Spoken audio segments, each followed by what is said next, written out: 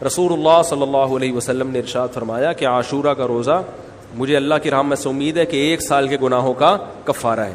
تو بڑی فضیلت ہے. رمضان کے بعد سب سے زیادہ فضیلت عاشورہ کے روزے کی ہے, 10 محرم کا روزہ. سمجھ رہے ہیں؟ محرم میں ہمیں شریعت نے کیا کرنے کا حکم دیا ہے, اسلام کیا کہتا ہے؟ پہلی بات, اسلام یہ کہتا ہے کہ محرم میں روزے رکھنا دوسرے مہینوں کی نسبت زیادہ ثواب ہے. رمضان کے بعد تو زیادہ سے زیادہ روزے رکھیں, اور اسپیشلی 10 محرم کا روزہ 1 سال کے گناہوں کا کفارہ ہے, یہ اور زیادہ ثواب ہے. پورے محرم نہیں رکھے جاتے تو کیا کرنا ہے, 10 محرم کا رکھنا ہے. حدیث میں آتا ہے کہ آپ نے حکم دیا 2 روزے ملا کے رکھو, کیونکہ یہودی جو تھے وہ 1 روزہ رکھتے تھے, صحیح ہے نا. تو یہودیوں سے مشابہت سے بچنے کے لیے ہمیں حکم دیا کہ اس کے ساتھ 1 اور روزہ ملائیں. تو علماء یہ کہتے ہیں کہ آج کل یہودی 10 محرم کا روزہ نہیں رکھتے, تو اب مشابہت ختم ہو گئی ہے. تو اگر کوئی 9, 10 یا 10, 11 کا رکھ لے تو اچھی بات ہے, نہیں تو صرف 10 محرم کا بھی رکھ لے تو بھی انشاءاللہ پورا ثواب ملے گا, کیونکہ اب اس میں مشابہت رہی نہیں ہے. سمجھ رہے ہیں کہ نہیں سمجھ رہے؟ یہ کرنے کا کام ہے.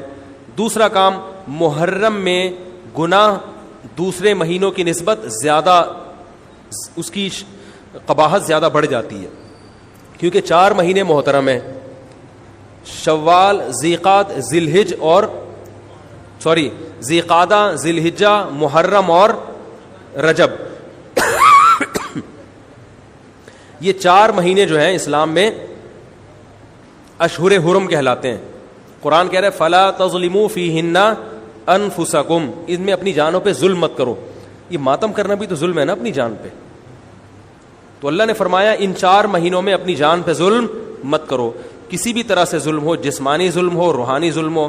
جسمانی ظلم ماتم کر کے بھی ہو سکتا ہے, اور انگاروں پہ چل کے بھی ہو سکتا ہے, اپنے آپ کو پیٹ کے بھی ہو سکتا ہے. روحانی ظلم کیا ہے؟ گناہ کر کا. تو نہ گناہ کرنے کی اجازت, نہ کسی اور طرح سے. عام مہینوں میں بھی ظلم کی اجازت نہیں ہے, نہ اپنے اوپر اور نہ کسی اور پر. تو ان 4 مہینوں میں ظلم کی نوعیت بڑھ جاتی ہے. سمجھ رہے ہیں؟ یہ ایک محرم کی فضیلت ہے اسلام میں. اور تیسری فضیلت جو محرم کی, جو بعض روایات سے ثابت ہے, یعنی جو فضیلت تو نہیں کہیں گے اس کو, جو محرم میں کرنے کا کام ہے, وہ بعض حدیث میں آتا ہے کہ آپ صلی اللہ علیہ وسلم نے ارشاد فرمایا کہ عاشورہ کے دن اپنے اہل و عیال پر دسترخوان کو وسعت دو, اس سے رزق میں برکت ہوتی ہے. لیکن یہ جو حدیث ہے یہ ضعیف ہے, سند کے لحاظ سے پاورفل اور مضبوط نہیں ہے. بعض علماء نے کہا کہ اس کثرت طرق کی وجہ سے حسن کے درجے کو پہنچ گئی ہے. ہمارے ہی بعض اکابر علماء کی رائے ہے, علماء جو بر صغیر کے علماء, بڑے بڑے علماء ہیں, میں نام نہیں ذکر کرتا لیکن بہت بڑی اپر لیول کے علماء ہیں, ان کی رائے یہ ہے کہ یہ ضعیف, اتنی ضعیف نہیں ہے کہ بالکل ہی مسترد کر دی جائے, ٹھیک ہے نا, اور تعدد طرق کی وجہ سے درجہ حسن کو پہنچ گئی ہے. علامہ ابن تیمیہ رحمہ اللہ تعالی, جن کو سعودی عرب میں بہت فالو کیا جاتا ہے, ان کی رائے اور سلفی علماء کی رائے, جو سعودی عرب کے العثیمین, بن باز وغیرہ تھے, ان کی رائے یہ کہ یہ حدیث بالکل صحیح نہیں ہے, اور اس کی کوئی حیثیت نہیں ہے کہ دسترخوان کو وسیع کیا جائے اور عاشورہ کے دن کھانا کھلایا جائے. سمجھ رہے کہ نہیں سمجھ رہے؟ لیکن جو دوسری طرف معتدل علماء, معتدل سے مراد میں ان کو برا نہیں کہہ رہا, لیکن وہ انہوں نے حدیث کی جو, اب اگر آپ سندوں کی تحقیق کریں گے تو اس کو بالکل من گھڑت قرار دینا درست نہیں ہے. اگر سندوں کی تحقیق کریں گے تو ایسا معلوم ہوتا ہے کہ علامہ ابن تیمیہ رحمہ اللہ تعالی, جو ہمارے لیے قابل احترام ہے, انہوں نے اس حدیث کو رد کرنے میں تھوڑا مبالغہ سے کام لیا, غلو کیا ہے. ایسا نہیں ہے کہ بالکل ہی اس کی کوئی ویلیو نہیں ہے. تو ضعیف روایتیں ہیں لیکن کثرت طرق کی وجہ سے درجہ حسن کو پہنچ گئی ہیں. سمجھ رہے کہ نہیں سمجھ رہے؟ اس وجہ سے بعض علماء کی رائے, بلکہ جمہور کی رائے یہی ہے کہ محرم میں اگر کوئی اپنے بچوں کو جمع کر کے اچھا کھانا کھلا دیتا ہے 10 محرم کو, اور یہ حلیم شاید یہیں سے نکلا ہے, شاید یہیں سے نکلا ہے کہ یوں وہ اچھا کھانا ہو جائے گا, تو وہ کہتے ہیں کوئی حرج نہیں ہے. لیکن ایک بات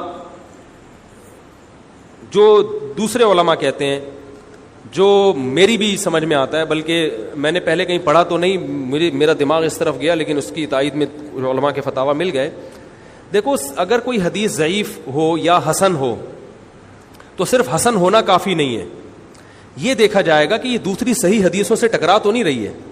یہ بھی ایک فقہ کا اصول ہے کہ اگر ایک کمزور چیز ہے لیکن وہ طاقتور دلیل سے ٹکرا رہی ہے تو پھر اس کمزور چیز کو بالکل رد کیا جائے گا. تو عاشورہ کے دن روزہ رکھنے کا حکم ہے, یہ بالکل بخاری مسلم کی صحیح حدیث سے ثابت ہے. اور جو کھانا کھلانے والی روایت ہے وہ اس ٹکر کی نہیں, اس کو تو ابن تیمیہ جیسے محقق نے بالکل ہی کالعدم قرار دے دیا, بعض عرب علماء نے بھی بالکل کالعدم قرار دے دیا, اگرچہ ہماری رائے ہے کہ بالکل کالعدم نہیں ہے, لیکن بہرحال اس میں محدثین کا بڑا اختلاف ہوا ہے. جبکہ روزہ رکھنے والی جو روایات ہیں وہ بالکل بے غبار ہیں, ان کو سب صحیح مانتے ہیں. تو کھانا کھلانا اور روزہ جمع بولو بھائی نہیں ہو سکتا, اس لیے کہ اگر وہ روزے کا دن ہے تو کھانے کا دن نہیں ہے, کھانے کا دن ہے تو روزے کا نہیں. ابن تیمیہ رحمہ اللہ تعالیٰ کی رائے یہ ہے کہ بعض لوگوں نے شیعہ کی مخالفت میں غلو کیا ہے. شیعہ نے اس دن کو چونکہ منحوس بنا دیا 10 محرم کو, تو انہوں نے مخالفت میں اس دن کو ایک سیلیبریٹ کرنے کے لیے نا کھانا کھلانے کا حکم دے دیا کہ ہم منحوس نہیں سمجھتے بلکہ اس کا کیا کریں گے اپوزٹ کے کھاؤ اور کھلاؤ. تو انہوں نے کہا یہ بھی غلو ہوا ہے دوسری طرف. بھائی منحوس نہیں ہے, مبارک ہے ہماری نظر میں, لیکن اتنا مبارک کہ اس میں کھانا کھلانا اور یعنی عید والا عنصر کھانا کھلانا تو عید کے دن ہوتا ہے نا, تو عید نہیں ہے بہرحال. تو یہ بھی بڑی جاندار بات, اگرچہ یہ عقلی دلیل ہے مگر یہ ایسی نہیں ہے کہ بالکل اس کو کالعدم قرار دے دیا جائے. تو اب علماء نے دونوں حدیثوں کو تطبیق کی کوشش کی, علماء نے کہ بھئی کھانا بھی کھلاؤ اور روزہ بھی رکھو, افطاری میں کھلا دو, سحری اور افطاری میں. تو بات یہ ہے کہ افطاری میں اگر آپ کھلائیں گے تو وہ 11 محرم شروع ہو چکی ہوگی, وہ 10 محرم بولو بھائی نہیں رہے گی. دوسرا سحری میں جو کھلانے کا مسئلہ ہے نا, سحری میں تو سحری میں جب ہم کوئی کہتے ہیں نا فلاں دن یہ کام کرنا ہے فلاں دن, تو اس سے لغت میں جو ذہن میں متبادر ہوتا ہے نا وہ دن کا وقت ہے, وہ 3:30 پونے 4 کا وقت نہیں ہوتا. یہی وجہ ہے کہ جو لوگ اس حدیث پر عمل کرتے ہیں عاشورہ والی, وہ دن میں کھانا کھلاتے ہیں, دوپہر کے ٹائم لنچ کرتے ہیں. وہ افطاری میں تو ویسے ہی دسترخوان وسیع ہوتا ہے بھوک کی وجہ سے. ارے بابا وہ تو ویسے ہی بچوں کو جب روزہ رکھا ہوا ہے تو اچھا کھلاؤ, سحری اچھی کراؤ, اور افطاری وہ تو ویسے ہی بھوک کی وجہ سے. رمضان میں دیکھو نا کیسے کھلے دسترخوان ہوتے ہیں. تو میں نے بڑی کوشش کی دونوں حدیثوں کو جمع کریں, لیکن تکلف کے بغیر یہ ممکن نہیں ہے. تو فقہ کا ایک اصول ہے کہ جب کوئی بے غبار صحیح حدیث ہوتی ہے اور اس سے ایک اصول ثابت ہو رہا ہے, تو اس کے مقابلے میں اگر کمزور روایت آئے گی جو اس سے ٹکرا رہی ہوگی, تو اس کمزور روایت کو, اگرچہ وہ موضوع من گھڑت نہیں ہے, لیکن اس کمزور کو اس صحیح حدیث کی مخالفت کی وجہ سے بولو بھائی رد کر دیا جائے. اس لیے میرا نالائق کا موقف یہ ہے, میں بہت نالائق ہوں, میں اتنی بڑی بڑی باتیں کرتا نہیں ہوں, لیکن ساڑی عقلچ یہ چیز آندھی نہیں ہے کہ بھائی جو روزے کا دن ہے وہ بھوکے پیاسے رہنے کا دن ہے, وہ کھانے کھلانے کا نہیں ہے. افطاری میں تو ویسے ہی کھاؤ بھی کھلاؤ بھی. تو اور اس کا نقصان یہ بھی ہوتا ہے کہ لوگوں نے اس کھانا کھلانے کے چکر میں روزے چھوڑ دیے ہیں. سمجھ رہے, جب حلیم پکے گا تو کون روزہ رکھے گا بھائی, ساری رات گھوٹا لگے گا حلیم کا کہ کل دسترخوان وسیع کرنا ہے, تو پھر روزہ گیا, وہ تو تیل لینے گیا, روزہ کون رکھے گا روزہ. تو وہ حدیث صحیح حدیث کی بالکل اس میں ٹائٹ قسم کی مخالفت ہو رہی ہے, ٹھیک ہے نا.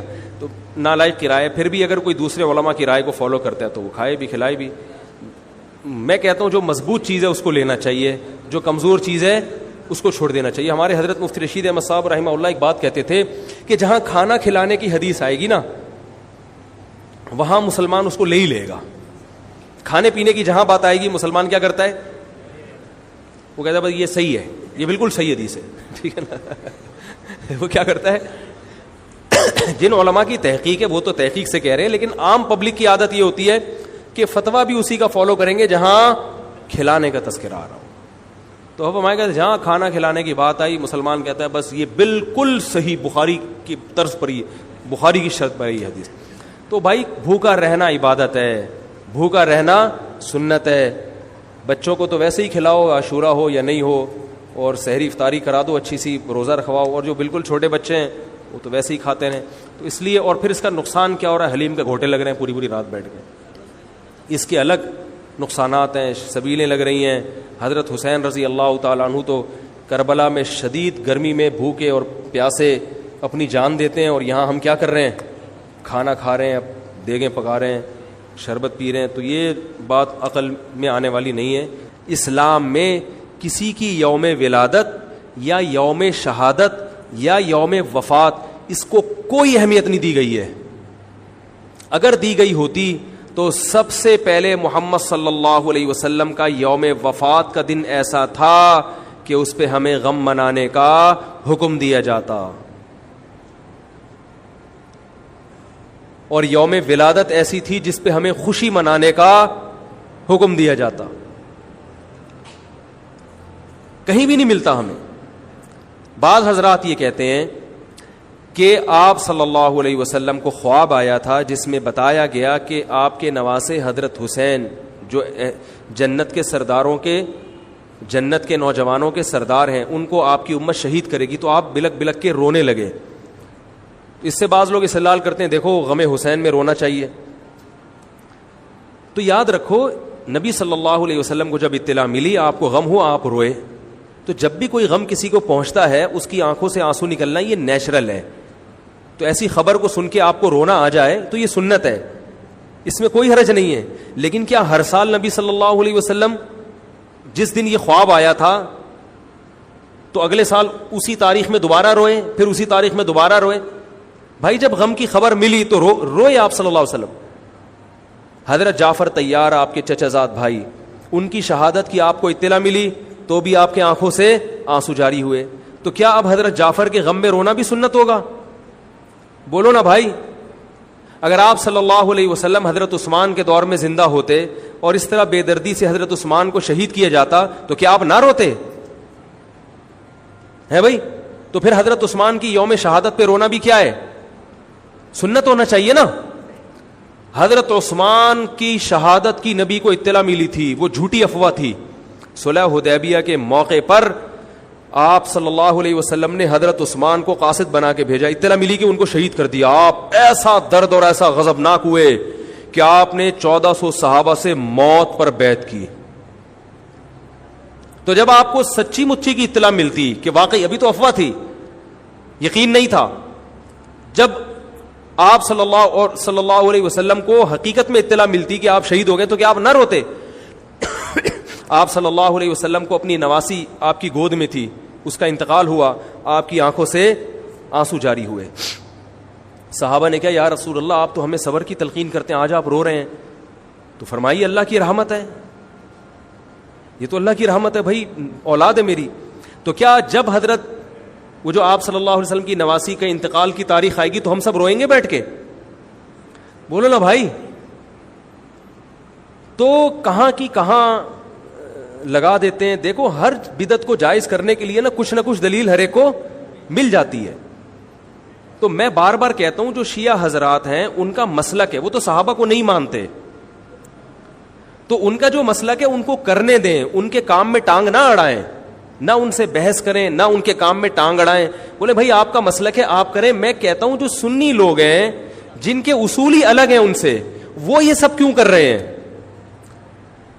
بھائی یا تو ادھر ہو جاؤ, شیعہ بن جاؤ. کس نے روکا ہے؟ کوئی گورنمنٹ کی طرف سے پابندی تھوڑی ہے, کوئی پابندی نہیں ہے. آپ شیعہ بن جائے کوئی نہیں روکے گا آپ کو. کوئی شیعہ سنی بننا چاہے اسے کوئی نہیں روکتا, کوئی سنی شیعہ بننا چاہے اسے کوئی نہیں روکتا. لیکن جب آپ سنی ہیں تو پھر آپ کو ان اصولوں پہ چلنا پڑے گا جو اہل سنت والجماعت علماء نے بتائے ہیں. اہل سنت والجماعت کے ہاں رونا عبادت نہیں ہے. ہاں آپ نے کسی دن کربلا کا واقعہ سنا, چاہے محرم میں سنا, ربیع الاول میں سنا, حضرت حسین رضی اللہ تعالی عنہ کی ایک جو دردناک شہادت کا واقعہ آپ نے سنا, آپ کو رونا آ گیا, تو یہ عین ایمان کی علامت. میرے بیان اب ویڈیو ریکارڈ ہوتے ہیں, پہلے ریکارڈ نہیں ہوتے تھے, آڈیو چلتے تھے. تو میں نے 2 دفعہ زندگی میں پہلی دفعہ جب یہ واقعہ بیان سنا, بیان کے دوران میں بھی رو رہا تھا اور سننے والے بھی رو رہے تھے, نیچرلی آ گیا رونا. پھر دوبارہ میں نے یہ واقعہ بیان کیا, مجھے بھی رونا آ گیا اور سننے والوں کو بھی آ گیا. یہ نیچرل جو آ گیا. لیکن اگر میں اس لیے بیٹھوں کہ میں روؤں, آج میں پروگرام ہے باقاعدہ, بولو بھائی, رونے کا, اور آپ کو بھی رلاؤں گا, اور وہ محرم کا واقعہ میں اگر ربیع الاول میں بیان کروں گا تو رونا آ گیا مجھے. تو جو خود سے کسی کا واقعہ سن کے رونا آ جائے اس پہ پابندی نہیں ہے, بلکہ اہل بیت سے محبت کی علامت ہے. لیکن یہ واقعہ جب ہم نے بیان کیا حضرت حسین کا تو مجھے رونا آیا. بالکل اسی طرح رونا جب حضرت عثمان کا واقعہ بیان کیا تو بھی آیا. ظلم تو ان پر بھی ہوا تھا, کوئی کم تھوڑی ہوا تھا. بلکہ مجھے یاد ہے جب میں نے پہلی دفعہ نبی صلی اللہ علیہ وسلم کی سیرت پڑھی, بالکل چھوٹا بچہ تھا میں اس وقت, میری عمر 9 یا 10 سال ہوگی, اور وہ آپ صلی اللہ علیہ وسلم کی وفات کا واقعہ لکھا تھا. تو اتنے بچے میں تو اتنی سمجھ نہیں ہوتی, لیکن جب مجھے یاد ہے میں پڑھ رہا تھا تو مسلسل آنکھوں سے آنسو بہ رہے تھے. ایسا دردناک واقعہ نبی صلی اللہ علیہ وسلم کی وفات کا. تو وہ تو کسی کے بھی وفات کی خبر جب ہم سنتے ہیں تو نیچرلی رونا آتا ہے انسان کو.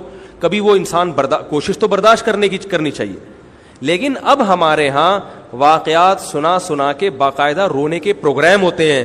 یہ اسلام کی تعلیمات نہیں ہے, یہ اسلام کی تعلیمات نہیں ہے, کیونکہ اسلام میں صبر کا حکم ہے. جو خود سے رونا آ جائے نا انسان کو تو وہ ایک نیچرلی ہے. اور کربلا کا واقعہ صرف اس نیت سے بیان کرنا کہ تاکہ میں بھی روؤں آپ بھی رو, یہ غلط ہے. یہ اہل سنت والجماعت کے ہاں یہ اسلامی تعلیمات کے منافی ہے. سمجھ میں آ رہی ہے بات کہ نہیں آ رہی؟ اور کسی مخصوص دن کے ساتھ تو ویسے بھی خاص نہیں ہے یہ. اور ویسے بھی شریعت میں صحیح بخاری مسلم کی حدیث ہے, آپ صلی اللہ علیہ وسلم نے نوحہ کرنے والی عورتوں پہ لعنت, نیاحہ کہتے ہیں چیخنا چلانا. آپ کو پتہ ہے زمانے جاہلیت میں جب کسی کی میت ہوتی تھی تو باقاعدہ پیسے دے کے عورتوں کو رلوایا جاتا تھا, پیسے دے کے. آج بھی بہت جگہوں پہ یہ ہو رہا ہے, پیسے دے کے رلوایا جاتا ہے. تو نبی نے تو ان عورتوں پہ لعنت کی ہے جو فری میں روتی ہیں, پیسے دے کے نہیں, جو فری میں میت پہ روتی ہیں. اور چیخ چلا کے رونا تو ویسے ہی حرام ہے اسلام میں. میت پہ جب بھی نبی صلی اللہ علیہ وسلم روئے ہیں آپ کی آنکھوں سے آنسو, بس چیخ چلا کے نہیں روئے ہیں. حضرت جعفر طیار بھی تو اہل بیت میں سے تھے. جب شہید ہوتے ہیں آپ کی 4 جوان بیویاں بیوہ ہوتے ہیں, چھوٹے چھوٹے بچے یتیم ہو جاتے ہیں, تو ان کی بیویاں جب روتی ہیں تو گھر سے باہر آواز آتی ہے. آپ نے پہلی دفعہ سمجھایا جا کے کہ ان سے بولو اپنی آوازوں کو پس کرو. جب دوبارہ تو آپ نے فرمایا منہ پہ خاک پھینک دو جا کے. حالانکہ ان کا جو رشتہ حضرت جعفر طیار سے تھا وہ ہمارا نہیں ہے, ہم تو بہت دور کے ہیں. اہل بیت سے جو جتنا ان کی بیویوں کا رشتہ ہے اتنا تو ہمارا نہیں ہے نا. ان کو چیخ کے رونے کی اجازت نہیں دی. اور آج ہمارے ہاں کیسے ہوتا ہے, ہا ہو چیخ رہے ہیں, پیٹ رہے ہیں. گریبان چاک کرنا اسلام میں حرام ہے روتے ہوئے. گریبان چاک کرنا اس پہ لعنت ہے نبی صلی اللہ علیہ وسلم کی. تو آج گریبان بھی چاک ہو رہا ہے, رو بھی رہے ہیں, پیٹ بھی رہے ہیں.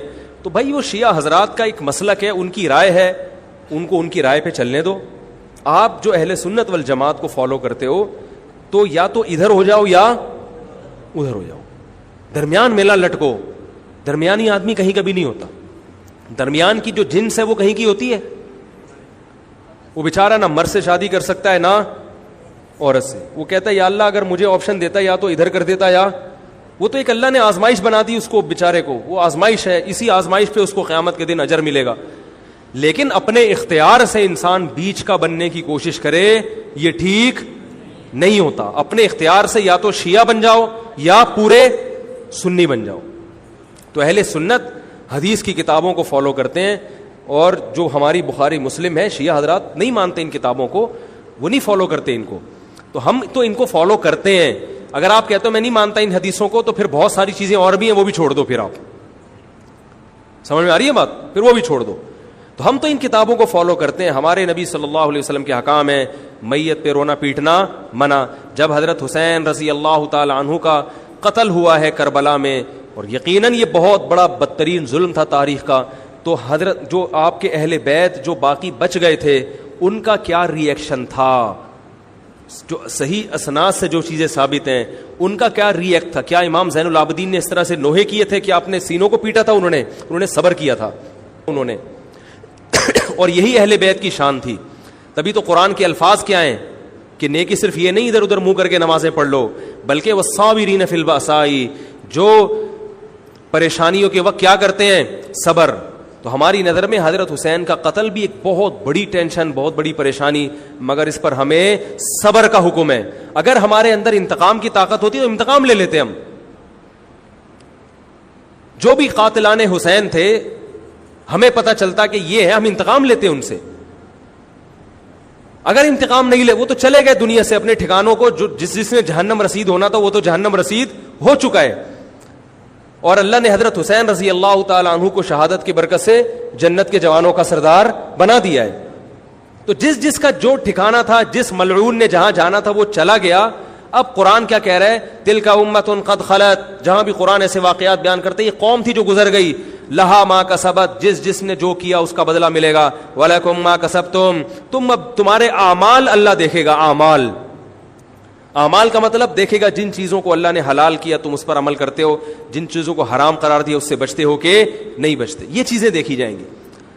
تو محرم کے ایک الگ, ہمیں محرم نبی صلی اللہ علیہ وسلم کی زندگی میں ہمیشہ آیا ہے, اس میں کیا احکام ہے. محرم میں آپ نے نکاح بھی کیا ہے, محرم منحوس نہیں ہے, محرم تو اشہر حرم میں سے ہے, برکت والا مہینہ ہے, اس میں جو کام کیا جائے گا اس میں برکت ہوگی. اس میں شادی بیاہ کریں گے اس میں انشاءاللہ برکت ہوگی, اس میں کوئی اور عبادت کریں گے اس میں برکت. نبی صلی اللہ علیہ وسلم نے محرم کی الگ فضیلت بیان کی کہ اس میں عبادت کا ثواب, محرم کے روزوں کا ثواب عام مہینوں سے زیادہ ہے. تو یہ سب ہماری شریعت کی تعلیمات ہیں. تو ہمیں ایک طرف ہو جانا چاہیے, ہمیں اسی کو فالو کرنا چاہیے. ہاں یہ وہ دور نہیں ہے کہ آپ دوسروں پہ جا کے انگلیاں اٹھائیں, تم یہ کیوں کر رہے ہو, یہ کیوں, بس چھوڑ دو اس کو, جو جب اس کو سمجھ میں آئے گی تو آ جائے گا, نہیں آئے گی تو 73 فرقے ہیں نا, تو یہ آپ تھوڑی ختم کرو گے, یہ حضرت عیسیٰ علیہ السلام آ کے ختم کریں گے. تو جو کام عیسیٰ علیہ السلام کا ہے وہ خود کرنے کی کوشش, بولو بھائی, مت کرو. تو فرقواریت کا یہ طریقہ ختم کرنے کا نہیں ہے کہ آپ جا کے ان کو چھیڑیں, تنگ کریں. بھائی یہ بہت عرصے سے چلے آ رہے ہیں, چلتے رہیں گے. جو صحیح ہوگا اس کو حضرت عیسیٰ علیہ السلام نافذ کر دیں گے, جو غلط کو ڈیلیٹ کر دیں گے خود ہی.